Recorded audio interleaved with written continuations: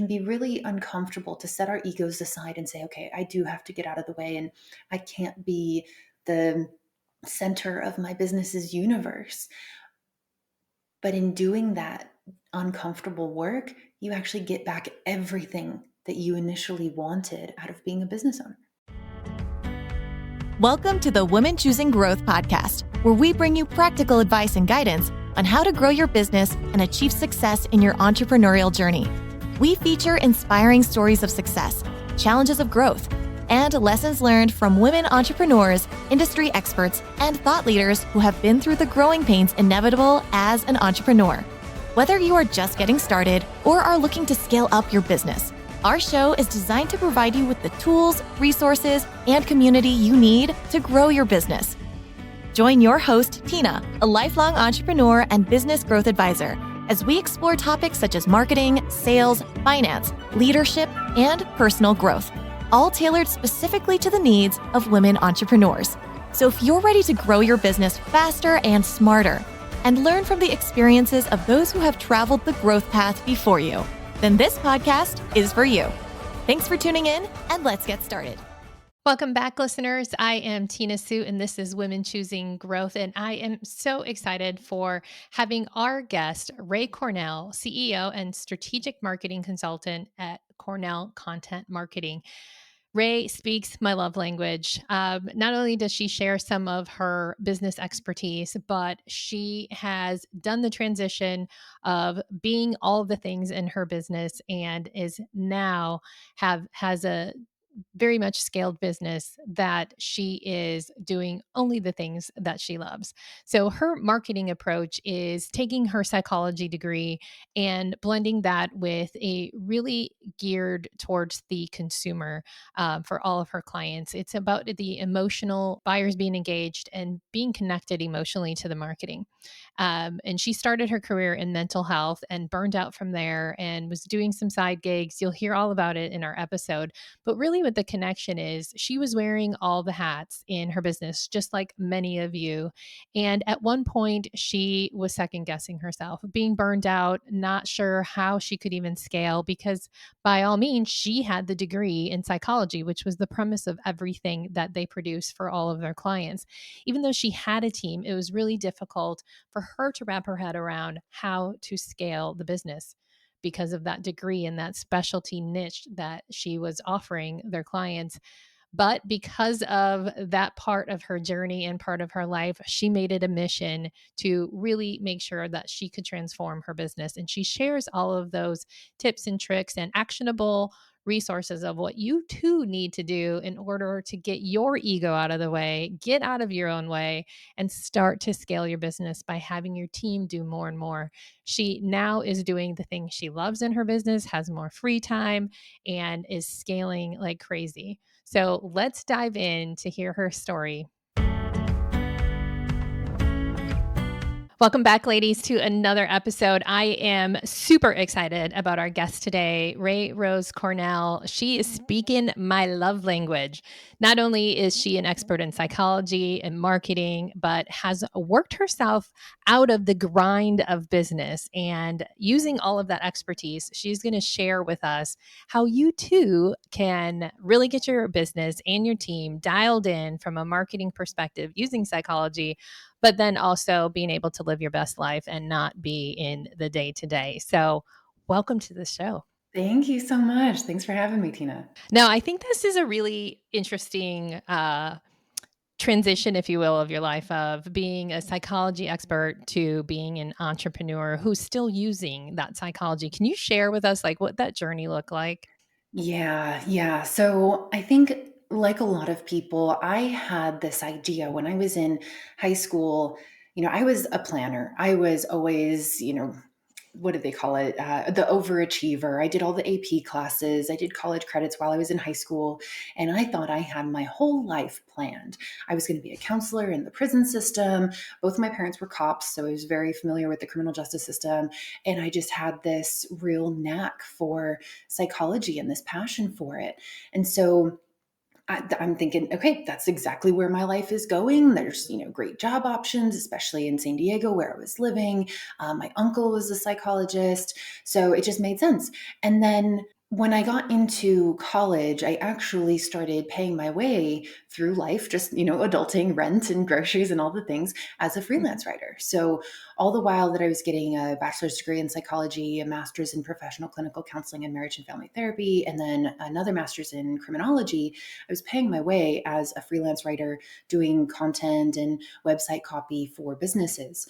And it wasn't until after I had worked at a drug rehab center in San Diego and then moving to Texas, working at a community counseling center, running substance abuse groups, and then working in a mental hospital that I completely burned out on the mental health world.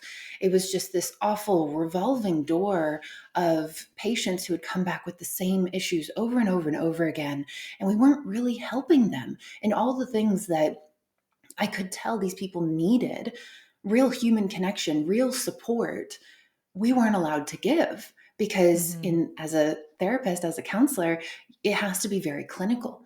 And I just felt like all the intentions are there, but we're not doing any good. And so I completely burned out on that world and threw myself full time into freelance writing.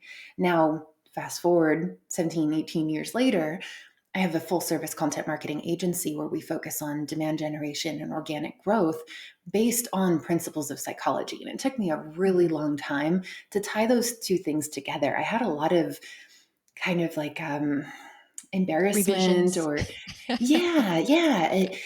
people would ask me on sales calls, they're getting to know me and getting to know the company, and they'd go, oh, so do you have a degree in business or a degree in marketing?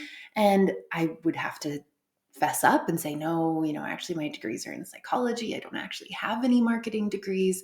And they would go, I thought that was a bad thing. And they would lean in and they go, oh, that's fascinating. That's interesting. I can totally see the connection between marketing and psychology. And For so it sure. really took other people's reactions to my background for me to realize, oh, wait, this is an asset to our strategizing and our perspective and our branding and our positioning, not a hindrance. Mhm.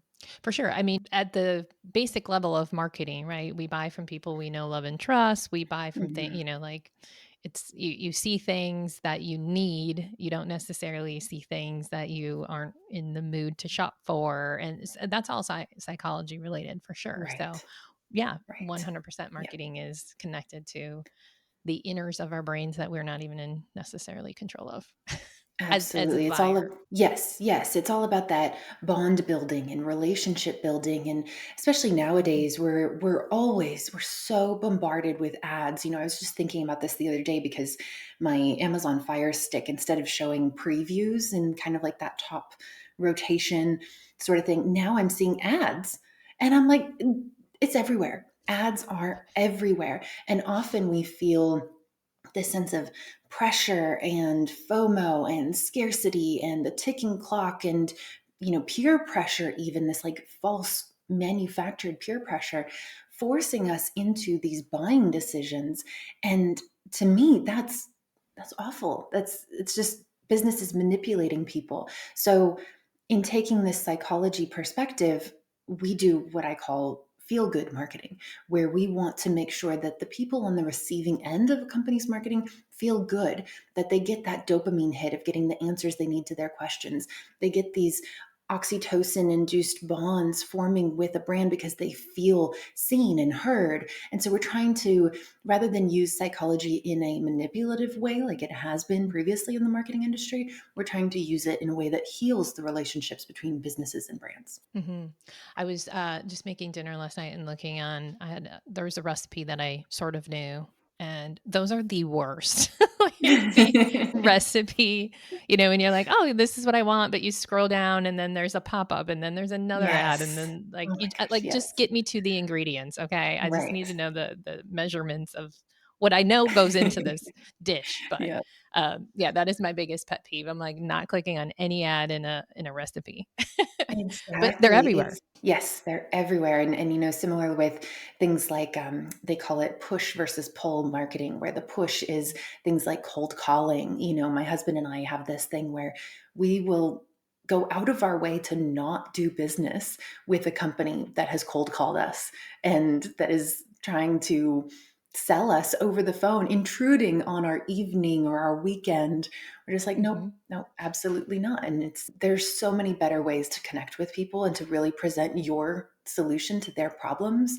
We don't need all of that manipulation and intrusion. I think that's an important thing to double down on, because I was just I was looking at some software for work, and I asked for a free trial, Mm, and the hardcore sales, I literally said, as a business advisor, I'm like, kudos to you for trying this hard, but I know how business works. And mhm, because there was like this, you had to sign by the end of February. And if you don't, like, you're not going to get the discount. I'm like, if you want my money, like, that discount that's available yesterday is still going to be available mhm. tomorrow. Like, I'm sorry. Like, the hard pressure Exactly. sales just does not work with most people anymore. It's not hard, Right. it's like used car sale. Like, oh, I've got 5 other people looking at this car. Like, no, you don't.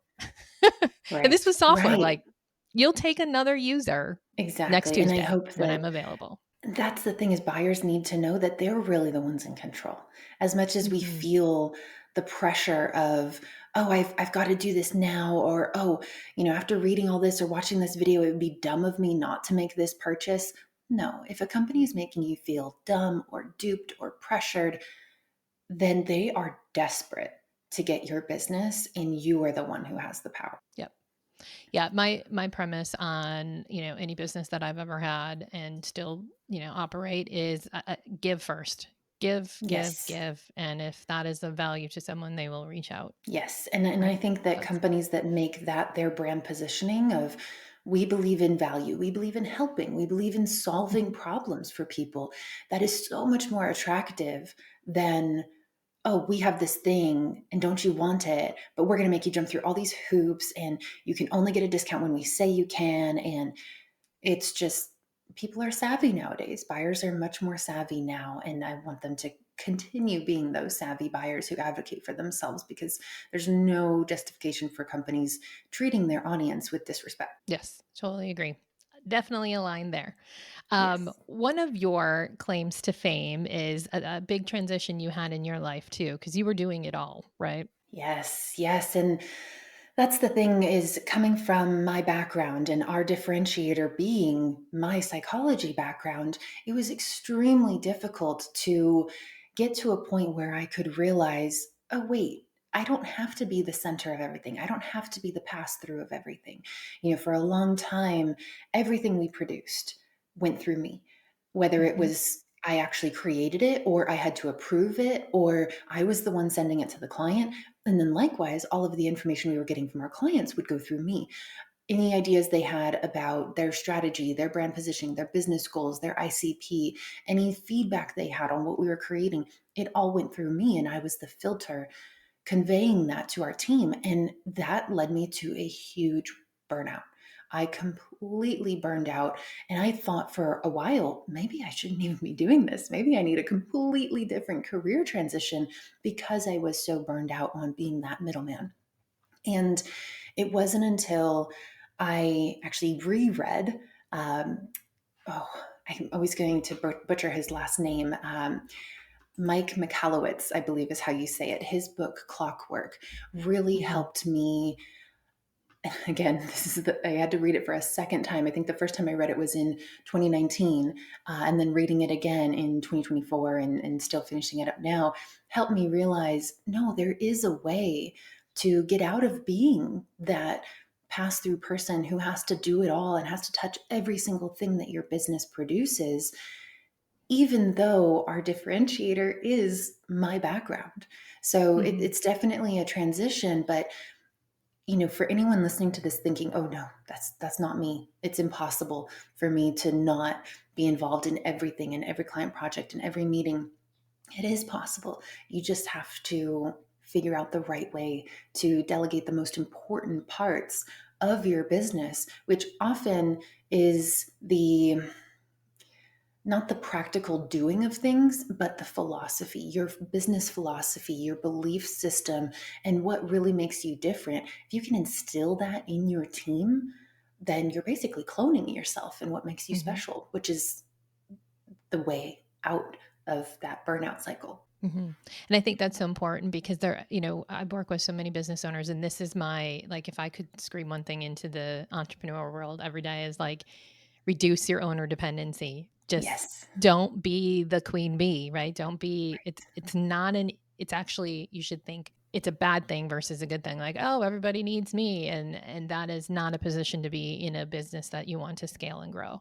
So if you literally had the degrees and years and years of experience, that is the foundation of what you're providing to clients. If you are able to transfer that without making your employees go through all of the years of training, you were able, I mean, that's something most businesses don't even have that hurdle to jump over, right? It's really Yes. transferring some skills and that mindset and the mission and all of that. But you literally had years of like something that not everybody has.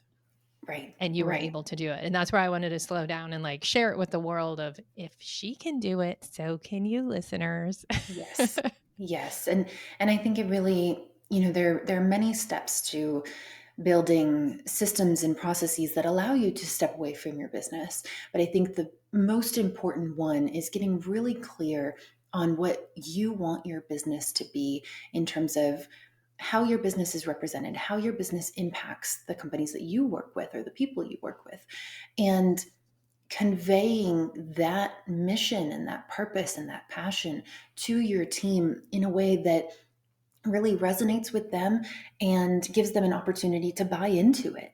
And that was really the turning point for me when I started talking more and more and more about, just to my team, just internally, why we're doing it this way and why, I think that's where a lot of Mhm. business owners and team leaders miss a step is they don't explain the why.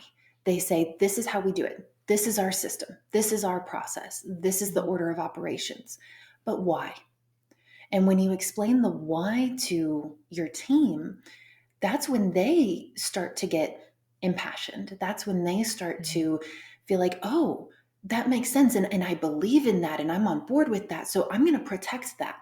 And it becomes this ripple effect that allows you to not only share that responsibility across multiple shoulders as opposed to carrying it all on your shoulders, but also it ensures that the quality of everything that you're producing is aligned to what you want. So you no longer have to be the gatekeeper and the one who touches everything.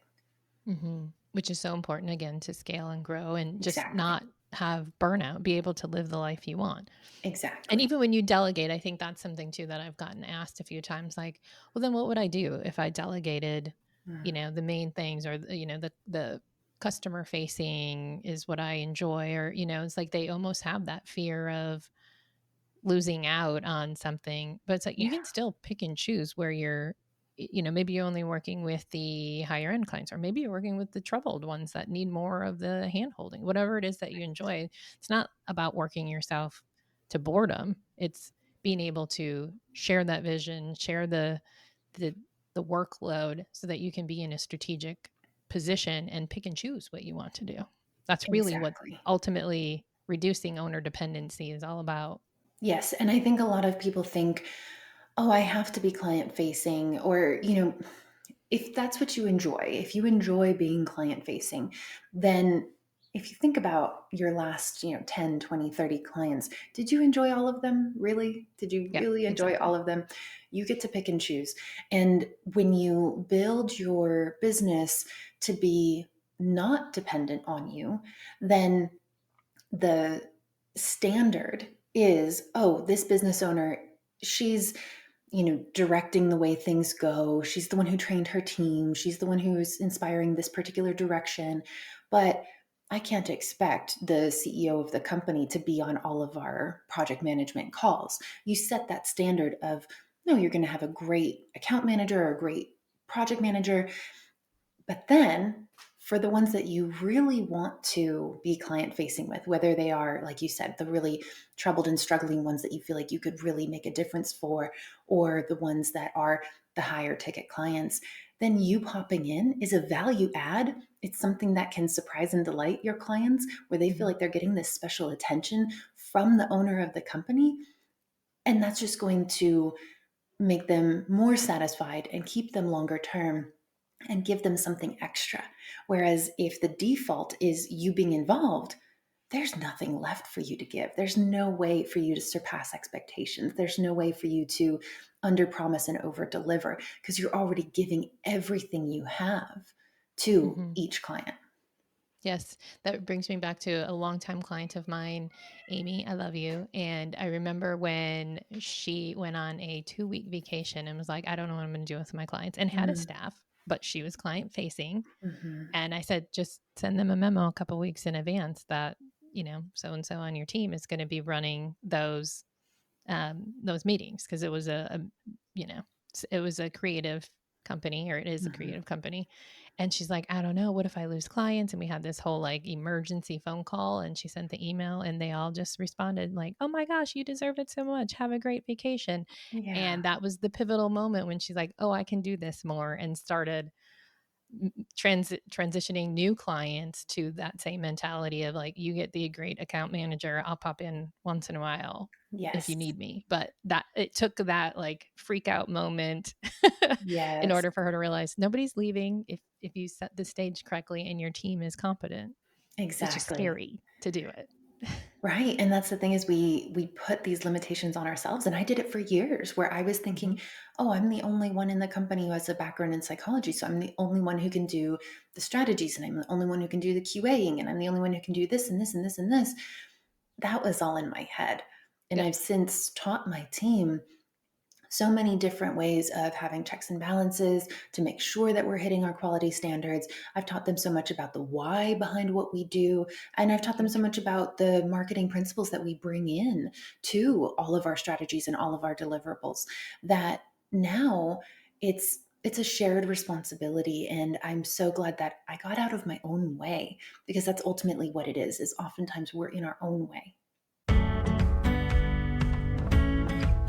All right, before we dive back in, I want to take a moment to talk about something that can take what you're learning today in this episode, as well as our previous episodes, and turn it into something that is real strategic growth for your business.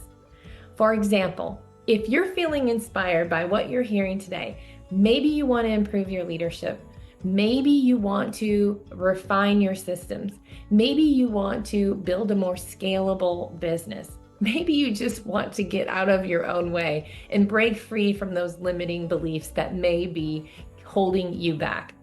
If are you feeling that way, then you are exactly the kind of entrepreneur who will thrive in our strategic shift program.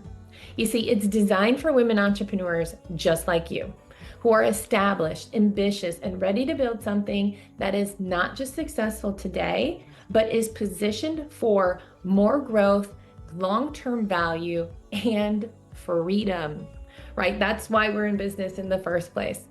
In this program, you'll get proven framework, tools and resources, financial insights, strategic mindset shifts, everything that you need to work methodically through the growth of your business. And the best part is it grows with you. This isn't a course that you just take once and has basic business information in it. This is something that has the actual tools as if you were working alongside a coach to help you build the foundation and continue to build on it year after year as you continue to scale. It's even designed to work with your leadership team once you get to that point in your business. So, if you're serious about building a business that is valuable today and continues to grow in value while you're not having to work harder, then check out the strategic shift on Tina-Sue. Look for courses and look for strategic shift. So, let's get back to our show. Absolutely. And something you said before, and I think of the teams that I've met where they're huge teams. They've got great revenue, but the owner is the one getting new clients. The owner is the one client facing. The owner is the one doing a lot of things, even though they have a team. And what I always think about and what I help my clients build toward is an ultimate exit someday. Yes. That business is not worth much at all because when Right. you move that owner out of the picture, what's left. Right. Right. Whereas Right. you are saying, and what you've done is you've created enterprise value, because if something happened to you, whether by choice or you decided to step back even farther, your clients probably wouldn't even notice. And Right. that's when there's value. Someone could come in and buy your company. Your team could even come in and buy your company when you're ready to do something else. And that's where, like, when the owner has so much of the client facing and getting all the leads and all the things, like that's actually hurting the business from an enterprise value standpoint. Absolutely. Yeah. And you're really just limiting yourself because, Mhm. especially those of us who have started businesses, it's been my experience that we we're never satisfied sitting still. And Most if women driven women entrepreneurs are not. right. And so if we lock ourselves into a position where we have to be the ones doing everything, or we think that the business can't run without us, we're locking us into a sit still position, sit still and grind it out. Mhm. Whereas if we can build the business to run without us, well, then as we grow and evolve and level up, we get to go on and do new things. Absolutely. Literally the story of my life when I finally made that pivotal moment. And my thing was, like, I didn't want to pay, right? I was like scrappy in the first couple of years. So I was like, Yes. it's easier for me to do it than to Right. take on more debt or take out of the profits to pay someone else to do it. And once I changed that mind shift, because that was wrong, um, that then my staff, I was teaching my staff how to run the business without me, and I went and bought another business. And Hmm. then, I was just overseeing this one over here, and then I got the my own mojo going again, because I got to build something from scratch again, or from the ground up. And so, like, that's what satisfies me. And so I was like in my super happy place, and I just rinse and repeat that, get that business up and running, do something else. So yeah, we don't have to go and, like, oh, I don't have anything to do with business A, go do business B, or go have that hobby, or go play golf, whatever it is, right? And your Exactly. downtime. Don't take Yes. your eye off the ball, but you definitely don't need to be grinding it out Right. like we all did in the beginning. Right, exactly. And I think there's always that time of life, especially in your early career days, where you have to do the hands on work. You have to Mhm. grind it out because then you have a greater empathy for and understanding and appreciation for your team who eventually takes that over for you. And that's when you really start to become a great leader, when you know what your team's going through because you've done it before. And so you can Literally. best equip them to do their best work and make their jobs as easy as possible by putting certain systems and procedures and resources in play that you didn't have when you were the one figuring out from the get go.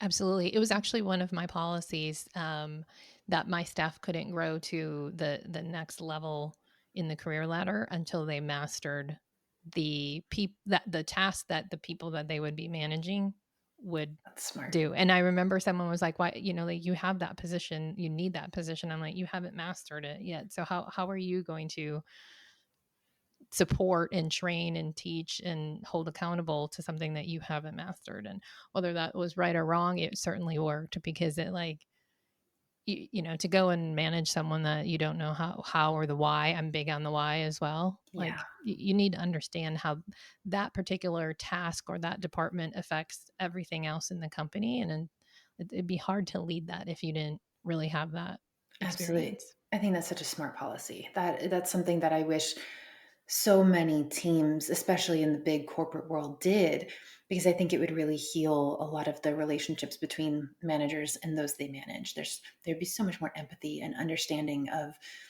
we hear all the time some manager barking, "Oh, just get it done."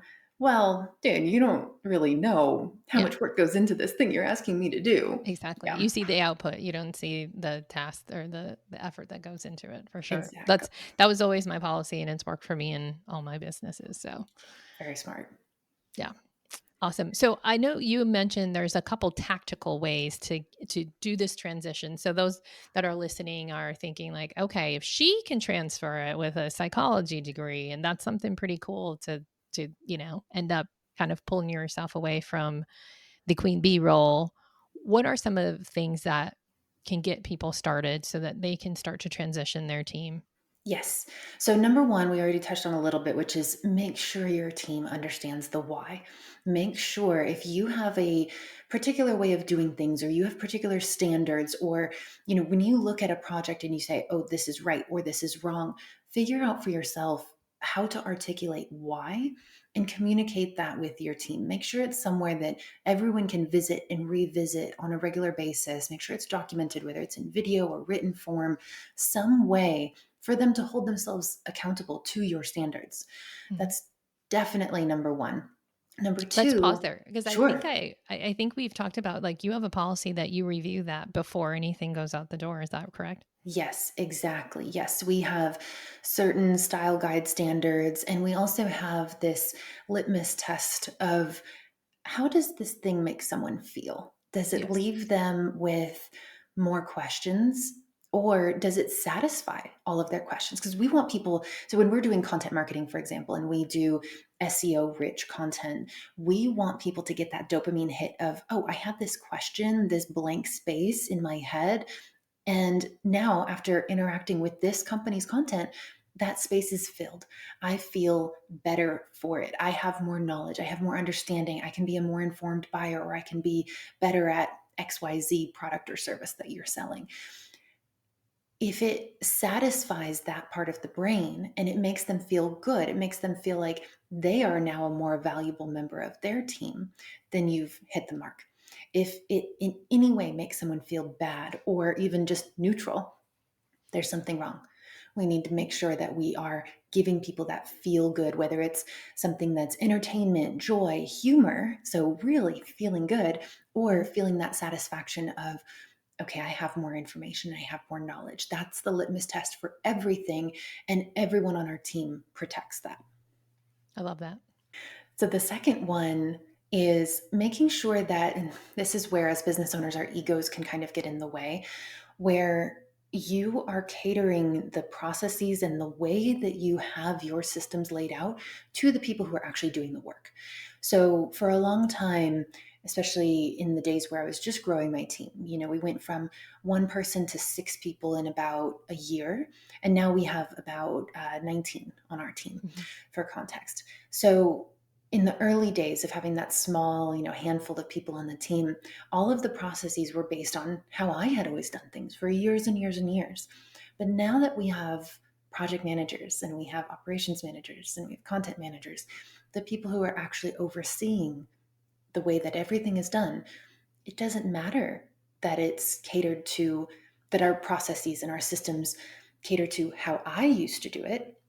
It needs to match the people who are managing now. So, what we recently did to make sure that our systems are actually aligned to the people who are going to be running the team rather than molding all of those systems and processes to me when I'm no longer involved in the day to day operation is we had this team member who I'm so lucky to get to work with her. She has this real knack for being able to see the big picture of what we're trying to build on a holistic, grand scale. And yet she's also very detail oriented, very meticulous. And it's rare to have those two qualities in the same brain. It And is. I knew that this is someone who I really want to work with long term. I know that she's going to be a great operations director for us. Eventually, we have a 2-year plan to get her to that higher level management role. And so, what we did was we went through this exercise of having her redesign all of our processes so that they, one, really make sense for her, and two, so that we have a visual representation of our process. And the interesting thing about this whole thing is by the time she was done remapping all of our projects and our templates and really everything that we do, there really weren't a whole lot of changes to the actual process itself. Just a few tiny little things here and there. And all of those little tiny changes were huge improvements to the process. And by her going through that experience and going through that process of thinking, okay, here's where we're starting, here are all the people involved, and here's where we need to end, and here's all of the QA steps that we need to go through to make sure that we're ending at that goal that we've all mutually agreed to is our, real key selling point as an agency. She now knows these processes inside and out. And it was such a wonderful process for her to really understand on a deep level everything that needs to happen so that she can manage it. You were talking about how your policy is to have anybody who's in a managerial role have done all of the roles that they will be managing. This Mhm. was kind of our super fast crash course of that so that she would know exactly what goes into these big projects. And in doing so, we were able to make our processes more efficient. And we were able to go from me teaching every single project manager that we have had on our team how to do something to now we have written documentation, we have a visual process map, and we have a new expert within the team who is committed to being with us long term, who can now be that source of training in the future and can help me build out training materials that will help every new addition to our team. So we wouldn't have been able to do that if I had continued to hold on with this ego powered death grip to, no, it Mhm. has to be done my way. Mhm. I often hear women always like, my business is my baby. And for sure it was for me. I actually named it after my very first business was named after my daughter's initials.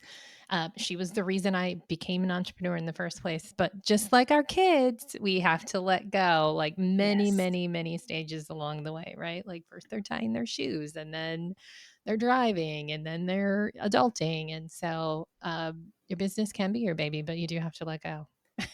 Yes, exactly. And I think that that process really worked for us in handing over the reins. And you have to kind of figure out who are the people who are in this for the long haul with you, and that's why whenever I go about hiring, I'm hiring for personality fit and I'm hiring for the things that I can't train. So, for example, this gal who I'm describing, she does not have a marketing background at all. She's actually a lifelong copy editor. And so to hire someone without that marketing background might look like a really odd business choice.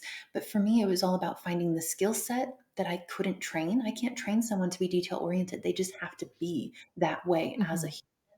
human. And I wanted someone who was really committed to backing my passion and my vision and the impact that I want to have on the marketing industry. And she's all in. And so, with those two things combined, and her willingness to learn, it was a no brainer that she should be the one in this role because I could train her on anything marketing related. That's not the hard part. Right. It actually goes back to your story, right? When you were having in your early days and telling people like, "No, I don't have a marketing degree." Obviously, you Exactly. didn't need it either. The degree piece. So, yeah, Yes. you saw Yes. And probably a little bit of yourself in her. yes, very much so. And I think that's something that really trips up people who are trying to extricate themselves from their businesses. They think, oh, I need to hire some, like if you do run a marketing agency, they think, oh, I need to hire someone who has at least 5 years of marketing experience. It's not the resume lines that matter. Mm-mm. It's, is this person going to care almost as much, because nobody's ever going to care about your business as much as you No do, one but is ever going to care as much as we do. Nope. right. But is this person willing to share and contribute to that mission the way that you would want them to? And hiring the right people, I think, is the most critical step in the whole process of being able to remove yourself and relax and trust that the people that you are putting in charge really have your business best interest at heart. Yes, I would agree with that 100%. And you sort of touched on that, but so your SOPs and your processes are audio, visual, they're written, they're basically for anyone on your team's learning style. Is that Yes, is that what I heard you say? exactly. And we do that with a number of different things. So we do that with our SOPs. We have the written version. We have Loom videos that provide audio and video version. We also have Yep. static process maps that kind of look like infographics where anyone can just look at it and get the information they need in terms of who comes next and how much time do I have to do this? So we have those for our SOPs, but then similarly with our project management tools, we use a tool called Coda now. We used to use a combination of Airtable and Asana, but we've since streamlined into just Coda, where we have different views for the same information. And all three of these tools, Asana, Airtable, and Coda, are great at this, where you can have a list of projects or a list of tasks, but you could also have a calendar view, or you can have a Kanban view, or you can have a Gantt chart type view. And this really, again, goes back to removing the ego from your business. I'm very much someone who likes lists and spreadsheets, but I know a lot of the people on my team, especially some of the most, I don't want to say most valuable, because everyone on our team is valuable, but the people that we really could not execute our client contracts without, like our designer, for example. I was She going to is say, a it's probably one. your creative people. Yes, exactly. Yes. Yes, because And creative so brains do think a little bit differently. Like their brain works differently in a good way. exactly. Right. And Mhm. as a marketing agency, we have writers and we have designers and we have web developers. And in order for them to do their best work, they need to have as little resistance as possible in just getting into the project. They need to be able to find everything that they need all in one place, and they need to see it in a way that makes sense for them. And so, in using these tools that provide different views of the same project plan, we're able to cater to the people who are more verbal and like written instructions, and the people who want to see it in a more visual format. And that's another one of the big moves that we made several years ago to accommodate those different neurological styles, to make sure Mhm. that our team feels like we are supporting them to do their best work, as opposed to making them conform to us in a way that's very uncomfortable and kind of jars them out of their creative flow. Yes. I think that's so important. I've coached many clients on that as well, to do like just even the most boring, if it's not a creative agency, if it's really like how to do something financial, which is never Mhm. exciting, like to do both the audio and the visual. And you can do that with screen shares and the Zoom. And like you said, Loom, there's even a free version Yes. of Loom. So like Yes. anyone can do that. That way they can have the audio, the step-by-step watching someone do it. Like we all know that we learn differently. Some Yes. have to watch it, some have to hear it, some have to read it, some have to Mhm. do all three and then do it.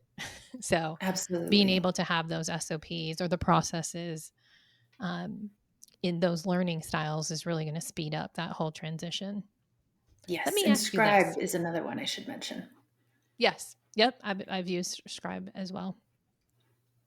Um, Let me ask you this. Now that you have this team, and congratulations on the growth, Thank super you. cool. What is it that you pick and choose to do with your time as the lady at the top of the org chart? So it took me quite a while, especially after my stint of burning out on just being the one at the center of everything. It took me a while to figure out what I really do want to do. And it's interesting because it's actually what I used to do as a kid for fun. So when I was a kid, I was the one who, I always had a journal with me. I always had a pen with me. I just had this like fantasy world about, oh, one day I'm going to be a writer, I'm going to be an author. And that is what kind of sparked me on the path of being a freelance writer. But then, of course, as you go through building a business, you do everything. You do sales, you do project management, you do the bookkeeping and accounting, I was going to you say you do do all of these finance. things. Yeah, yeah, Yeah. you do so much. And it was, like I said, 17, 18 years of dabbling in all these different roles. And so when I finally came back to, oh man, what do I really want to do? What can be my contribution to the business that would light me up and just make me really happy? And it's creating. So I now am the one who, I'm rewriting our website right now. I am writing all the lead magnets and the resources. I'm writing courses. I am writing a book right now, and I have a second. Well, actually, I have a second one and a third one planned and outlined. So I get to do Very all the cool. creating, and that's what just makes me so happy. And that when I think, I do still enjoy doing sales calls, which to me, they don't even really feel like sales calls. They're just, let's brainstorm, let's figure out like how to solve this problem that you're dealing with in your marketing for your business. And if we're the solution that you want, awesome. If not, I have a half dozen people I can recommend you to. But apart from those problem solution calls, it's the creating that really lights me up. And I just get so excited about being able to teach people and give them resources for them to do our way of marketing within their own teams. So if they can't afford or they don't want to hire an outside agency, I still want them to be able to adopt this philosophy on feel-good marketing. I love it. We have a lot of similarities because that's the same reason I built the course, because not everyone has the time as in that transition time to like get their business to a scaling position. But for those who want to do it on their own, we have a course for that. So it's kind of aligned with exactly what you said as well. Yes. Like whether you want to work with you or with us or someone else, it's like, at least here's some tools to get you to that point that you want your business to go. Yeah. I love it. Speaking of that, if people do want to work with you, how would they reach out to you? Yeah, so you can find me on LinkedIn. That's really the only social media platform that I'm active on. My name is Wait, Ray, what? kind A of spelled marketing agency that doesn't do all the socials? I love you for that.